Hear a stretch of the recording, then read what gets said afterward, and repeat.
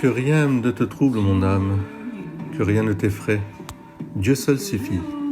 En ce mardi 25 octobre, je vous invite à entrer grand dans le mystère, ce mystère de l'habitation de Dieu en nous, ce mystère aussi de l'Église.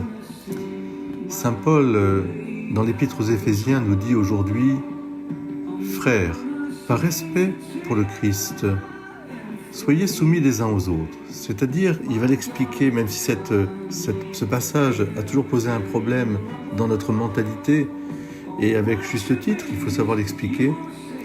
Si les uns les autres nous soumettons, c'est par amour pour le Christ Jésus qui lui-même a donné sa vie pour que les autres aient la vie. C'est dans ce sens-là qu'on se soumet au Christ. Et si il prend l'exemple de la femme et de l'homme, puisque l'Église est féminin, que le Christ est masculin, le rapport est un rapport de don de sa vie pour l'autre. Au fond, c'est le mariage, c'est l'amour. Donner sa vie pour que l'autre ait la vie, l'aimer pour lui-même et non pas pour soi. Et c'est pour ça qu'il dira d'ailleurs, aimez vous les hommes, aimez votre femme à l'exemple du Christ. Il s'est livré lui-même pour elle, pour l'Église, afin de la rendre sainte en la purifiant par le bain de l'eau baptismale. Il voulait se la présenter à lui-même, voilà, resplendissante. Au fond, tout ce que l'amour peut porter, supporter, dévouer, pardonner. Alors je crois qu'il y a à chasser le trouble qu'il peut y avoir, comme nous chante magnifiquement Trouble Martin Smith. Il faut retrouver Alléluia, loué soit Dieu.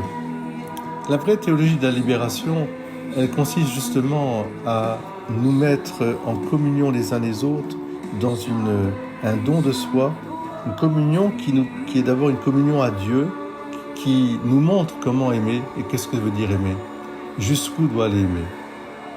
Alors c'est vrai, ce sont des textes qui sont pas faciles à comprendre et je comprends aussi notre interrogation, mais regardez comment dans l'Évangile Jésus a magnifié la femme.